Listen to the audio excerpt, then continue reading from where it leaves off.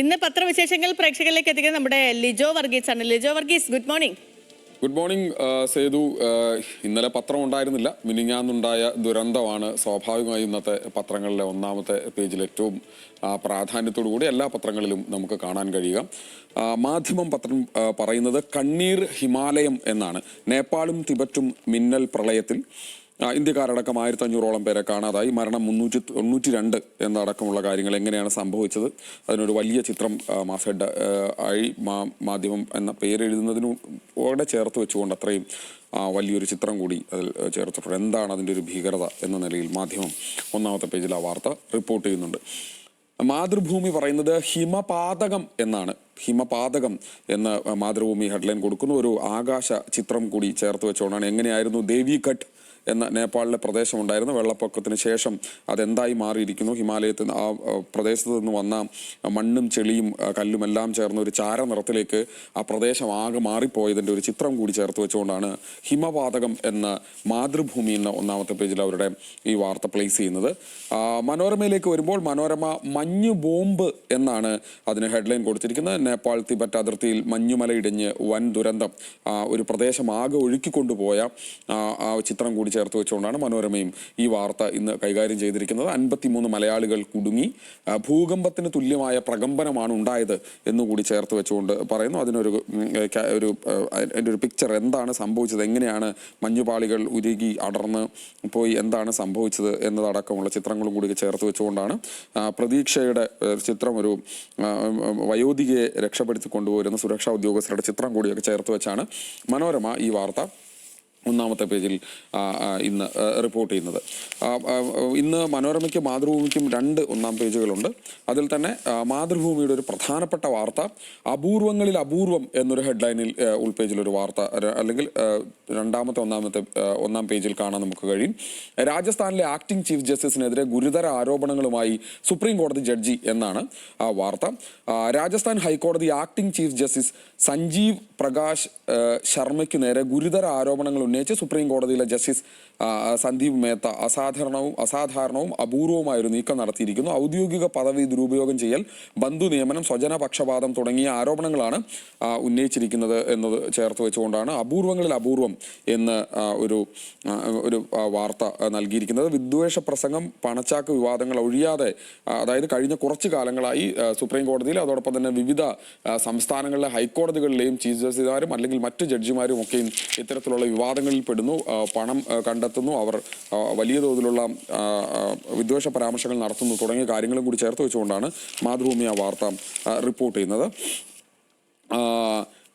മനോരമയിൽ മറ്റൊരു വാർത്തയുണ്ട്. അത് പാർലമെന്റ് വീണ്ടും ചേർന്നേക്കും എന്നാണ്. സാധ്യത തള്ളാതെ പാർലമെന്ററി കാര്യ മന്ത്രി കിരൺ റിജിജു എന്നാണ്. പാർലമെന്റ് സമ്മേളനം വിളിച്ചു ചേർക്കുന്നതിനുള്ള സാധ്യത തള്ളാതെ പാർലമെന്റ് മന്ത്രി മഴക്കാല സമ്മേളനം പൂർത്തിയാക്കി സഭ അനിശ്ചിതകാലത്തേക്ക് പിരിഞ്ഞുള്ള വിജ്ഞാപനം പുറപ്പെടുവിക്കാത്ത സാഹചര്യത്തിൽ സഭ വീണ്ടും ചേരുമെന്ന സൂചനയാണ് റിജിജു നൽകുന്നത്. പ്രത്യേക സമ്മേളനം വിളിക്കുമോ അതോ മറ്റൊരു സിറ്റിംഗ് നടത്തുമോ എന്ന ചോദ്യത്തിന് നേരിട്ട് ഉത്തരം പറയാതിരുന്ന അദ്ദേഹം സഭ സമ്മേളിക്കാൻ തടസ്സമില്ലെന്ന് വ്യക്തമാക്കി എന്നാണ്. അതായത് കഴിഞ്ഞ വർഷകാല സമ്മേളനത്തിൽ പാർലമെന്റിൽ ഒരു തരത്തിലുള്ള ബിസിനസ്സും നടക്കാതിരുന്ന ഒരു സാഹചര്യത്തിൽ വീണ്ടും അത്തരത്തിലൊരു നീക്കം ഉണ്ടാകുന്നു എന്നാണ് സ്വാഭാവികമായും ഇന്നിപ്പോൾ മനോരമയിൽ ഒരു വാർത്ത നമുക്ക് കാണാൻ കഴിയുക.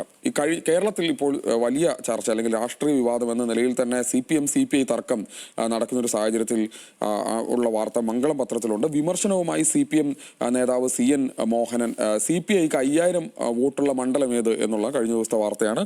അത് മംഗളം പത്രത്തിലൊരു പ്രധാനപ്പെട്ട വാർത്തയെ അവരിന്ന് നൽകിയിട്ടുണ്ട്. ജന്മഭൂമി പറയുന്നത് പിണറായിയും കുടുംബവും ഒറ്റപ്പെടുന്നു എന്നാണ്. വീണയെ അടുത്തയാഴ്ച വീണ്ടും വിളിപ്പിക്കും, പരിഹാസവുമായി CPI. CMR ലെക്സാലോജിക് മാസപ്പടി കേസിൽ പിണറായിയുടെ കുടുംബം പൂർണ്ണമായും ഒറ്റപ്പെടുന്നു. പിണറായി വിജയന്റെ മകൾ വീണയുടെയും മരുമകൻ മുഹമ്മദ് റിയാസിനെ ഹവാല ഇടപാടുകൾ പുറത്തു വന്നതടക്കമുള്ള കാര്യങ്ങളൊക്കെ ചേർത്ത് വെച്ചുകൊണ്ടാണ് ജന്മഭൂമി ഒന്നാമത്തെ പേജിൽ ആ വാർത്ത റിപ്പോർട്ട് ചെയ്യുന്നത്. ഇക്കൂട്ടത്തിൽ മംഗളത്തിൽ മറ്റൊരു വാർത്ത കൂടിയുള്ളത് ഇത്തവണത്തെ മൺസൂണിൽ ശക്തി കുറഞ്ഞു.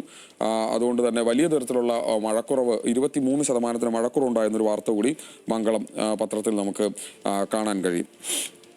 സുപ്രഭാതം പത്രത്തിൽ മറ്റൊരു വാർത്തയുണ്ട്. അത് കൊന്നതാണ് കൈക്കൂലി സിസ്റ്റം എന്നാണ്. മോട്ടോർ വാഹന വകുപ്പിനെതിരെ സമൂഹ മാധ്യമങ്ങളിൽ കുറിപ്പിട്ട് ഓട്ടോ ഡ്രൈവർ ജീവനൊടുക്കി എന്നുള്ള വാർത്തയാണ്. കിഴിശ്ശേരി എന്നുള്ള ആ വാർത്ത. അത് കൊന്നതാണ് കൈക്കൂലി സിസ്റ്റം എന്നാണ് സുപ്രഭാതം അതിന് ഇന്ന് ഹെഡ്ലൈൻ കൊടുത്തിരിക്കുന്നത്. മറ്റൊരു വാർത്ത മനോരമയിലുണ്ട്. അത് ഇന്റർനാഷണൽ വാർത്തയാണ്. അത് ആ വാർത്ത കൂടി അതിനുള്ളിലുണ്ട്. അത് കൈകോർക്കാൻ ഖത്തറും ഇറാനും എന്നാണ്. ഹോമൂസിന് വേണ്ടി കൈകോർക്കാൻ ഖത്തറും ഇറാനും, മുസ്ലിം രാജ്യങ്ങളോട് ഐക്യ ആഹ്വാനവുമായി ഇറാൻ പ്രസിഡന്റ് എന്നാണ്. ഇറാനും US-നും ഇടയിൽ നയതന്ത്ര പാത വീണ്ടും തുറക്കാൻ ഖത്തറിന്റെ ശക്തമായ ഇടപെടൽ. ഖത്തർ പ്രധാനമന്ത്രിയും വിദേശകാര്യമന്ത്രിയുമായി ഷെയ്ഖ് മുഹമ്മദ് ബിൻ അബ്ദുൽ റഹ്മാൻ അൽ ഇറാൻ തലസ്ഥാനമായ ടെഹ്റാനിലെത്തി വിദേശകാര്യമന്ത്രി അബ്ബാസ് അറാക്ചിയുമായി കൂടിക്കാഴ്ച നടത്തി എന്നുള്ള വാർത്തയാണ് ഇന്ന് മനോരമ അവരുടെ ഒന്നാം പേജിൽ ഇന്ന് നൽകിയിരിക്കുന്നത്. മാതൃഭൂമിയിലും ഒരു വിദേശ വാർത്തയുണ്ട്. അത് ട്രംപുമായി ബന്ധപ്പെട്ട വാർത്തയാണ്. എമിഗ്രേഷൻ നിയന്ത്രണങ്ങൾ കടുപ്പിച്ച് ട്രംപ് ഭരണകൂടം എന്നാണ്. US വിസ നിർത്തി ഇന്ത്യൻ ഉദ്യോഗാർത്ഥികൾ ആശങ്കയിലാകുന്നു. വിദേശികൾക്ക് ഇമിഗ്രന്റ് വിസ അനുവദിക്കുന്ന നടപടികൾ US ആഗോളതലത്തിൽ താൽക്കാലികമായി നിർത്തിവെച്ച് അത് സ്വാഭാവികമായും ഇന്ത്യൻ വിദ്യാർത്ഥികളെ വലിയ തോതിൽ ബാധിക്കും എന്നുള്ള കാര്യം കൂടി മാതൃഭൂമിയുടെ ഒന്നാമത്തെ പേജിൽ വാർത്തയിൽ നമുക്ക് കാണാൻ കഴിയും. രണ്ട് സ്പോർട്സ് വാർത്തകൾ. അത് മനോരമയുടെ സ്പോർട്സ് പേജിൽ പറയുന്നത് ദിൽ ദിനുഷ എന്നാണ് അവരുടെ ഹെഡ്ലൈൻ. ശ്രീലങ്ക ഇന്ത്യ രണ്ടാം ടെസ്റ്റ് സമനില, ഇന്ത്യക്ക് പരമ്പര. സൊനാൽ ദിനുഷയ്ക്ക് 264 പന്തിൽ 133 എന്ന കാര്യം കൂടി ചേർത്ത് വെച്ചുകൊണ്ടാണ് അത് ശ്രീലങ്കൻ ബാറ്ററുടെ പേരിലാണ്, അല്ലെങ്കിൽ ആ തരത്തിലാണെന്ന് ദിനുഷ എന്ന ആ ഹെഡ്ലൈൻ മനോരമ നൽകിയിരിക്കുന്നത്. ദേശാഭിമാനിയിൽ മറ്റൊരു വാർത്തയുണ്ട്. അത് വരുന്നു ഫുട്ബോൾ ഉത്സവം എന്നാണ്. ബ്രസീലിന് പിന്നാലെ ഉറുഗ്വായ് എന്നാണ് പറയുന്നത്. 4 ലോകകപ്പ് ടീമുകളെ വരവേൽക്കാൻ ഒരുങ്ങി ഇന്ത്യ. പനാമയുമായി സെപ്റ്റംബറിൽ ആണ് ഉറുഗ്വായ്ക്ക് മത്സരം. ന്യൂസിലൻഡിനെതിരെ നവംബറിലും കളിച്ചേക്കും എന്ന് പറയുന്നു. ഇന്ത്യൻ ഫുട്ബോളിൽ ആവേശ പോരാട്ടങ്ങൾ.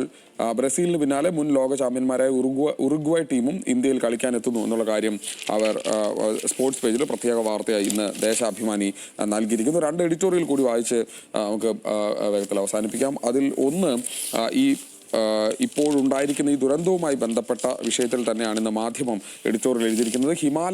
ഹിമാലയൻ ദുരന്തത്തിന്റെ ആവർത്തന മുന്നറിയിപ്പ് എന്നാണ് അതിനവർ ഹെഡ്ലൈൻ കൊടുത്തിരിക്കുന്നത്. പ്രളയ ഭീഷണി പോലെ തന്നെ മഞ്ഞുപാളികൾ നേർത്താൽ ജലദൗർബല്യമായിരിക്കും മറ്റൊരു കെടുതി. അതിനാൽ സുസ്ഥിരമായൊരു മാനേജ്മെന്റ് സംവിധാനത്തിന് ശ്രമമുണ്ടായേ തീരൂ എന്നാണ് ആ ലേഖനം പറയുന്നത്. അതിൽ തന്നെ ആഗോളതലത്തിൽ മറ്റ് രാജ്യങ്ങൾ കൂടി ചേർന്നുകൊണ്ട് ഇക്കാര്യങ്ങളിൽ ഈ പ്രദേശമാകെ സംരക്ഷിക്കാനുള്ള നീക്കം ഉണ്ടാകണം. അല്ലെങ്കിൽ അത് രാജ്യത്താകെ, അല്ലെങ്കിൽ ലോകത്താകെ വലിയ തരത്തിൽ, ഒരു രാജ്യത്തെ മാത്രമല്ല പല രാജ്യങ്ങളെ ബാധിക്കുന്ന വലിയൊരു പ്രതിസന്ധിയായി അത് മാറും എന്നാണ്. ഹരിതവാതക നിയന്ത്രണം, മുന്നറിയിപ്പ് സംവിധാനങ്ങൾക്ക് വേണ്ടിയുള്ള സ്ഥിര നിക്ഷേപം തുടങ്ങി വളരെ കൃത്യമായ പ്ലാനിങ് ഇക്കാര്യത്തിൽ ഉണ്ടായില്ലെങ്കിൽ അത് ഇന്ത്യയും വലിയ തോതിൽ ബാധിക്കും എന്നുള്ള കാര്യമാണ് മാധ്യമം അവരുടെ എഡിറ്റോറിയൽ പറയുന്നത്. സുപ്രഭാത പത്രത്തിൽ മറ്റൊരു എഡിറ്റോറിയൽ ഉള്ളത്. ദേശീയ സുരക്ഷ സ്വകാര്യവൽക്കരിക്കരുത് എന്നാണ് അതിന് ഹെഡ്ലൈൻ നൽകിയിരിക്കുന്നത്. രാജ്യസുരക്ഷയ്ക്ക് അനിവാര്യമായ പരമ്പരാഗത മിസൈൽ സംവിധാനങ്ങളുടെ പ്രതിരോധ ഗവേഷണ കേന്ദ്രം വികസിപ്പിച്ച മുഴുവൻ സാങ്കേതിക വിദ്യകളും ഇന്ത്യയിൽ തന്നെയുള്ള സ്വകാര്യ പ്രതിരോധ വ്യവസായ കമ്പനികൾക്ക് കൈമാറാൻ പ്രതിരോധ മന്ത്രാലയം അനുമതി നൽകിയിരിക്കുന്ന സാഹചര്യം ഉണ്ടായിരിക്കുന്ന കാര്യങ്ങൾ ചേർത്ത് വെച്ചുകൊണ്ടാണ് ഈ എഡിറ്റോറിയൽ എഴുതിയിരിക്കുന്നത്. സാങ്കേതിക വിദ്യ സ്വകാര്യ കമ്പനികൾക്ക് കൈമാറുമ്പോൾ ശക്തമായ നിയമപരമായ നിയന്ത്രണവും കർശനമായ സുരക്ഷാ മാനദണ്ഡങ്ങളും പാർലമെന്ററി മേൽനോട്ടവും ഉറപ്പാക്കണം. മിസൈലുകൾ ഇനി സ്വകാര്യ ഫാക്ടറികളിൽ നിർമ്മിക്കാം, എന്നാൽ ദേശീയ സുരക്ഷ ഒരിക്കലും സ്വകാര്യവൽക്കരിക്കപ്പെടാൻ പാടില്ല എന്ന് സുപ്രഭാതത്തിന്റെ എഡിറ്റോറിയൽ പറയുന്നു. അങ്ങനെ ഒരുപക്ഷെ ഒരു ദിവസം കഴിഞ്ഞ് പത്രങ്ങൾ ഇന്ന് വീണ്ടും നമ്മുടെയൊക്കെ കൈകളിലേക്ക് എത്തുമ്പോൾ വ്യത്യസ്തമായ വാർത്തകൾ പല പത്രങ്ങളും നമുക്ക് കാണാൻ കഴിയും. ഇന്നും അങ്ങനെ തന്നെയാണ് എന്നുള്ളതാണ്. തിരികെ സേതുവിലേക്ക്.